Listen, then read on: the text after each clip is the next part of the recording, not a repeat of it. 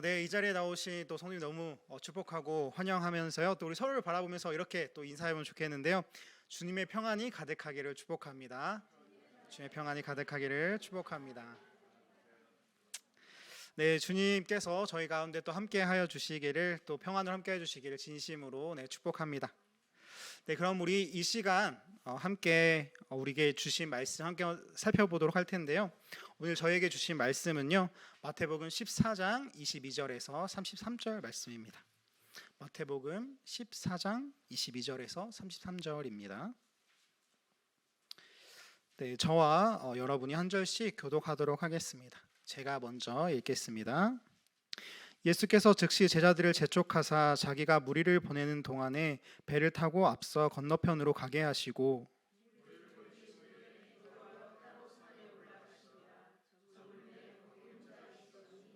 배가 이미 육지에서 술이나 떠나서 바람이 거스름으로 물결로 말미암아 고난을 당하더라.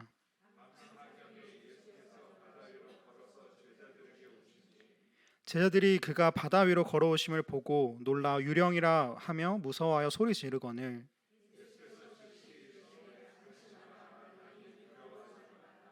베드로가 대답하여 이르되 주여 만일 주님이시거든 나를 명하사 물 위로 오라 하소서 하니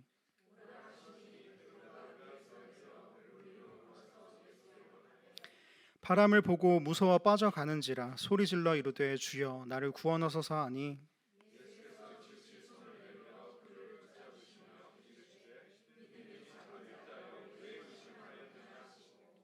배에 함께 오름에 바람이 그치는지라. 함께 읽습니다.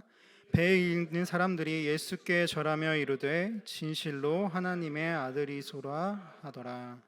아멘. 네, 우리 말씀을 시작하면서 다시 한번 감사를 또 전합니다. 2023년 또 마지막 이렇게 수요 예배인데요. 또 이 자리에 나오셔서 너무 감사드리고 그동안 너무 수고 많으셨습니다.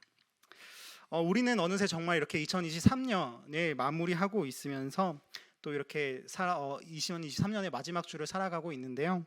정말 시간이 빠른 것 같습니다. 보통 이맘때쯤 되면은 내년에는 이렇게 해봐야지, 또 저렇게 해봐야지 계획을 하고 다짐을 하고는 합니다. 또는 계획까지는 아니더라도 정말 뭐 목표들 아니면 다짐들을 하고는 합니다. 예를 들어서 성경 일독하기, 아니면 운동하기, 여행 가기 등 이런 것들이 있을 것 같습니다. 12월은 한 해를 돌아보면서 내일을 그리고 또 내년을 준비하는 시기인 것 같습니다. 물론 저에게도 그렇습니다. 저의 이야기를 잠시 이렇게 하자면 우리 세우신교회 12월에 이렇게 또 부임을 하게 되면서 그리고 또 찬양인도로 또 청년부로 섬기게 되면서 참 많은 시간 고민도 하고 또 청년들과 이야기도 나누면서 많은 것들을 계획하고 또 목표를 세워나가고 있습니다. 지난주에 영상 광고에도 나갔지만 수련회를 또 계획하고 있고 또 많은 교육들과 훈련들을 또 기획하고 있습니다. 그렇다면 우리 성도님들께서는 어떠신가요? 어떤 계획과 또 어떠한 다짐들, 목표들이 있으신가요? 그리고 내년에는 무엇을 해보고 싶고 또 2024년에는 또 어떤 것들을 정말 원하시는지 궁금합니다. 그래서 우리는 이렇게 어쨌든 2024년 새로운 시작으로 달려나가고 있습니다. 그런데 이 2024년을 준비하고 계획하면서 혹시 마음 한켠에 두려움을 가지고 계시지는 않나요? 어쩌면은 누군가는 무기력하게 정말 스스로 생각하기에 너무 실망스럽게 보낸 지난 날들을 생각하면서 내년도 또한 그렇게 똑같이 무기력하게 보내지는 않을까? 자신에게 실망하면서 보내지는 않을까? 두려울 수도 있을 것 같습니다. 또 누군가는 앞으로 예정된 일, 나에게 닥쳐올 일들이 너무나도 커서 나 자신의 힘으로는 도저히 해결할 수 없을 것 같다라는 그런 생각에 사로잡히기도 하고 또 그런 마음을 애써 달래면서 또는 생각과 감정을 차단하면서 덤덤하게 이렇게 나아가 보려고 하지만 역시나 시시때때로 찾아오는 불안과 그리고 또 두려움에 사로잡히게 될 때가 있습니다. 그리고 어쩌면은 또 다른 누군가에게는 이 2024년이라는 것이 2023년 동안 열심히 씨를 뿌리고 물을 주고 하는 그런 시간 동안 2024년이라는 시간은 뭔가 결실을 맺어야 하는 시기인데 그렇지 못할까 봐 두려워할 수도 있을 것 같습니다. 이렇게 우리 내년을 또 또 열심히 담대히 준비하면서 또 기대하면서 나아가야 하는 것 우리가 정말 잘 알지만 우리가 처한 이 현실들 그리고 그동안의 경험들은 우리를 두려움과 그런 어려움 가운데 놓이게 하는 것 같습니다. 그렇다면 우리는 이러한 상황 가운데서 어쩌면 좋을까요? 세상에서 각각 오는 그런 두려움들에 어떻게 반응하면 좋을까요? 우리 오늘 본문을 통해서 함께 살펴보기 원합니다. 오늘 본문의 이야기는 예수님께서 자신은 남고 제자들을 바다로 보내면서 그렇게 시작이 됩니다. 이전에 어떤 일이 있었나 잠시 살펴본다면 앞절에 바로 그 유명한 사건인 오병이어 사건, 5개의 떡과 두 마리의 물고기로 많은 일들을 먹였던 그런 사건이, 놀라운 사건이 이루어진 때였습니다. 이러한 사건 이후에 제자들은 예수님의 말씀에 따라서 예수님 없이 바다를 건너가게 되었습니다. 그런데 22절을 또 자세히 살펴보면은 예수님께서 제자들을 떠나보내는 그런 과정 가운데 재촉하셨다고 합니다. 보통 우리 재촉은 어떨 때 하나요? 재촉.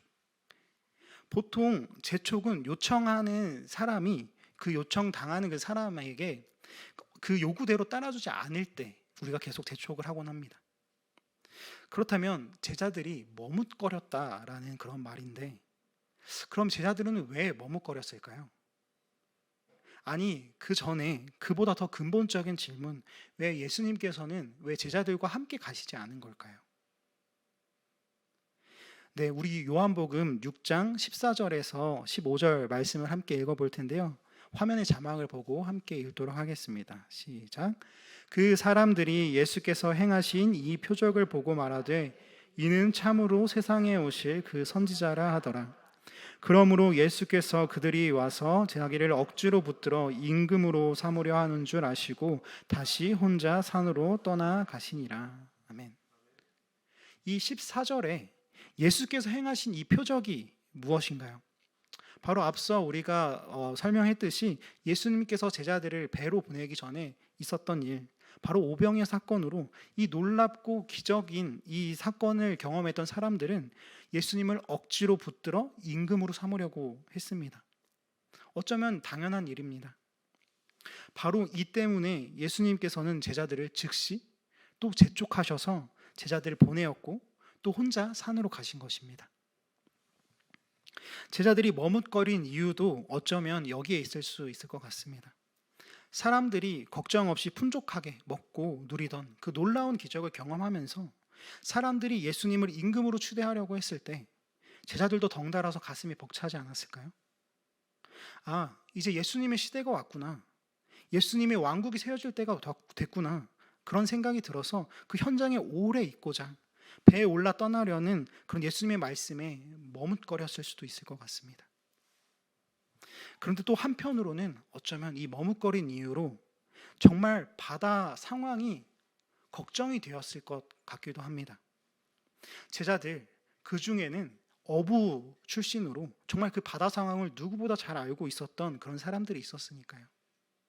조금 과장해서 말하면 눈 감고 바다 냄새만 맡으면 지금은 좀 아닌데 위험하겠는데 그렇게 알 수 있는 사람들이라서 그들이 보기에 당장 바다로 나아가는 것은 위험하기 때문에 머뭇거리고 망설였을 수도 있을 것 같습니다. 그렇지만 어쨌든 그들은 예수님이 가라고 했으니까 제자들은 예수님의 말씀에 따라 배에 올랐고 24절 말씀처럼 육지에서 수리나 떠나서, 즉 너무 멀어서 다시 육지로 돌아오기도 힘든 그런 어려움 지점까지 이르는데요. 결국 풍랑을 만나게 됩니다. 풍랑으로 고난을 당하게 되었다고 본문은 설명합니다.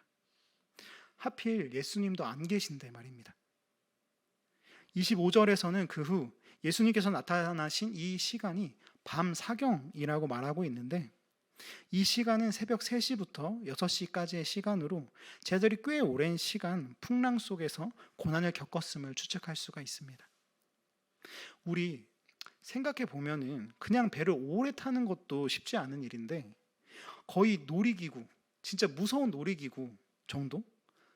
과장이 아니라 정말 이 놀이기구 같은 배를 타보면 우리가 정말 무섭지 않았을까라는 생각이 듭니다. 풍랑으로 인해서 놀이기구의 그런 난이도를 자랑하는 배를 타고 3시간이라니 정말 힘들 것 같습니다. 게다가 놀이기구와는 다른 점이 있습니다.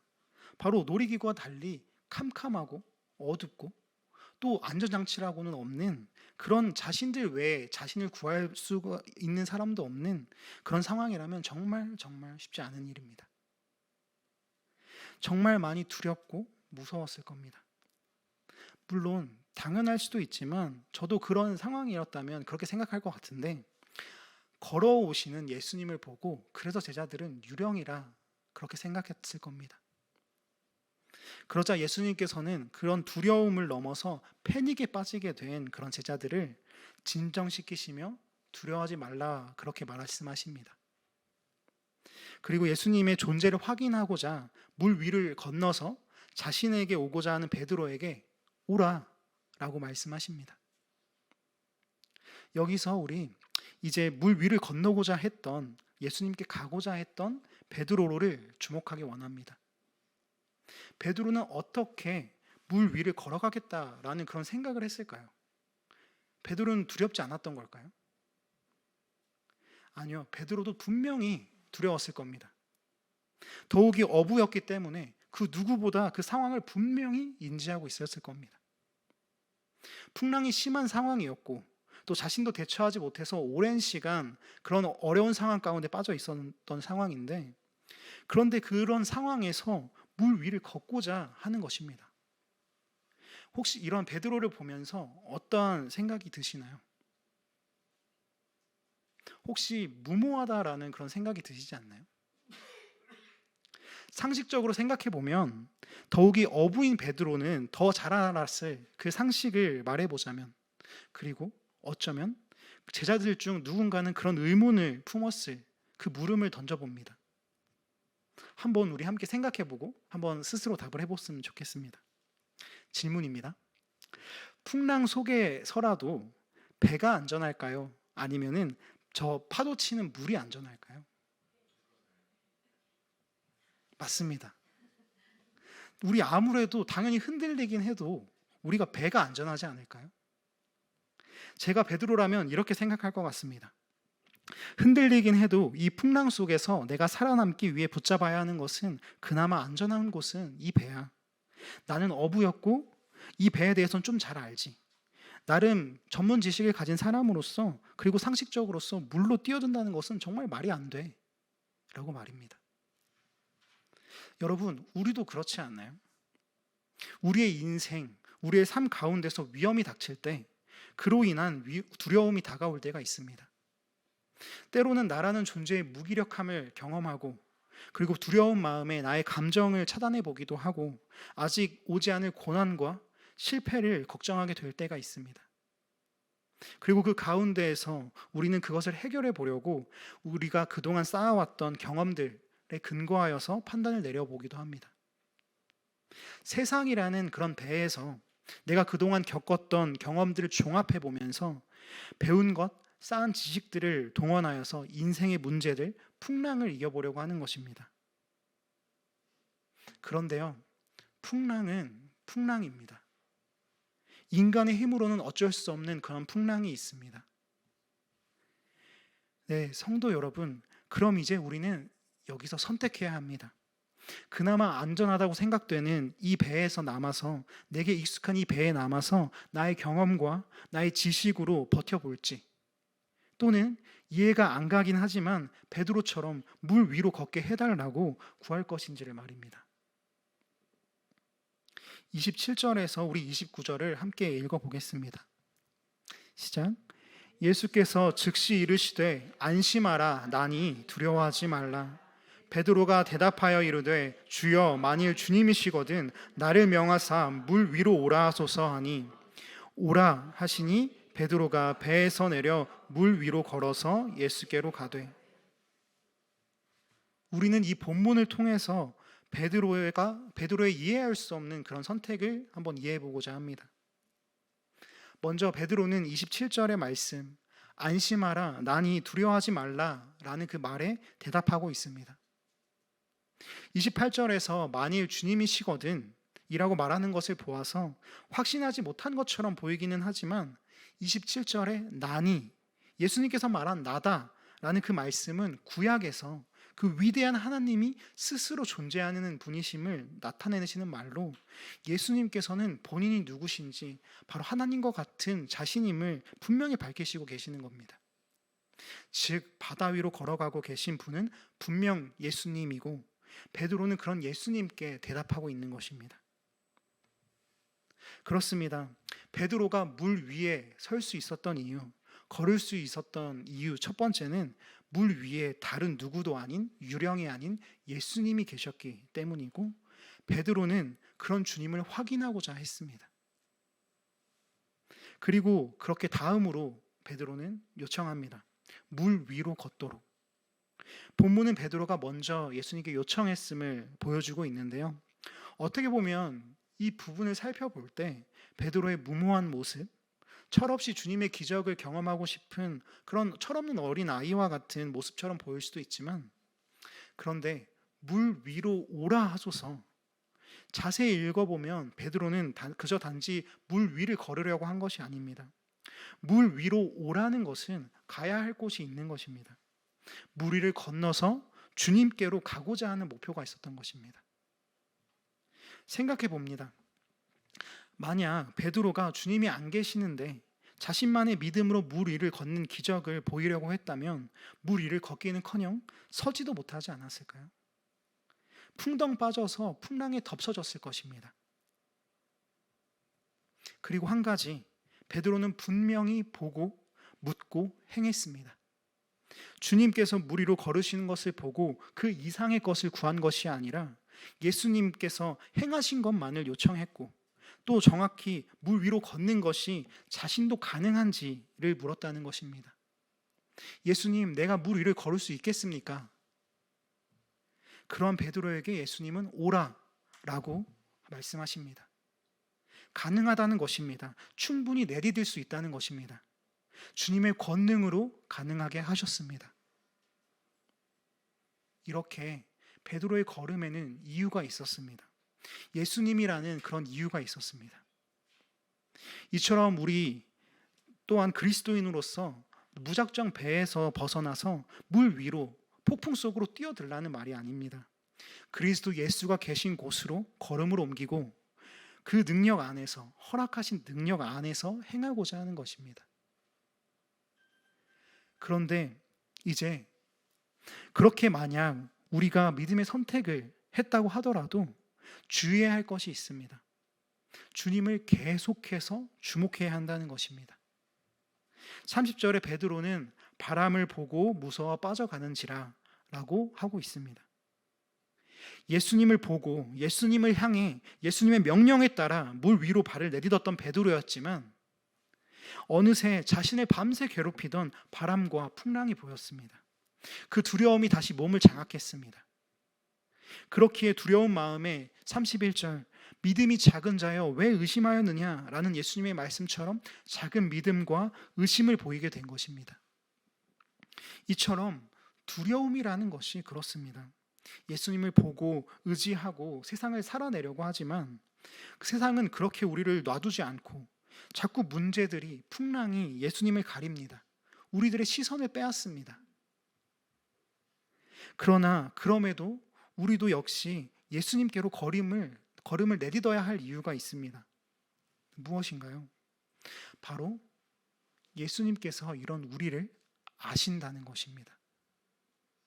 작은 믿음을 가지고 있다는 것도, 의심을 할 수 있는 존재라는 것도 아십니다. 그리고 베드로에게 그렇게 하셨듯이 분명히 우리의 손 또한 잡아주실 것입니다. 우리의 소리치는 절박함에 응답해 주실 것입니다. 그렇습니다. 풍랑 속에 물 위가 안전할 수 있는 이유는 주님께만 있습니다. 파도치고 흔들리는 물결 속이지만 그것들이 단단한 반석이 될 수 있는 이유는 주님께만 있습니다. 그렇게 베드로는 요청한 것입니다. 무모해 보이고 다른 사람들이 보기에는, 스스로 생각하기에도 말이 안 되는 것이지만 그리스도인 베드로는 바로 물 위를 걸어서 예수님께로 갈 것을 요청합니다. 그렇다면 이제 베드로가 물 위로 걷게 해달라고 이렇게 이해 안 되는 요청을 한 것도 알았으니까, 그리고 그 말이 안 되게 하시는 것을 말이 되게 하시는 주님의 능력, 그 예수님의 능력을 알았으니까, 그렇다면 이제는 이 물 위로 걷게 해달라고 말했던 베드로의 이 요청에 담긴 베드로의 마음을 한번 헤아려 보고자 합니다. 두렵지 않아서가 아니라, 자신이 있어서가 아니라, 바람이 불면 다시 두려워질 자신이지만 예수님을 믿기에 그 믿음으로 살아내보고 싶은 그런 마음이 아닐까요? 예수님, 저 주님을 향한 그런 믿음이 있습니다. 그 믿음을 붙잡고 그 믿음으로 그리스도인 그 삶을 살아내보고 싶습니다. 그런데 사실 여전히 두렵습니다. 이 믿음의 삶을 결단하였을 때 위태로운 폭풍 속에서 목숨을 잃듯 나 이 모든 것에서 이 모든 것을 잃을까 봐 걱정이 됩니다. 두렵습니다. 그러니 주님, 나를 구원하소서. 우리에게도 오늘 바로 이 고백이 필요합니다. 배 위에 서 있을 것인지 물 위, 아니 예수님께로 믿음으로 나아갈 것인지를 선택하고 예수님께로 나아가는 삶, 그리고 그리스도인의 삶을 택했다면 두렵긴 하더라도 주님을 바라봅시다. 소리치며 구원해달라고 간구할지언정 주님께 나아갑시다. 그리스도인의 삶을 택했을 때 흔들릴 수도 있고 여전히 두려울 수도 있고, 오히려 배 위의 지식들, 내가 쌓아왔고 겪어왔던 세상의 경험과 지식이 더 옳고 익숙하며 안전하게 보일 수도 있겠지만 우리 예수님을 선택합시다.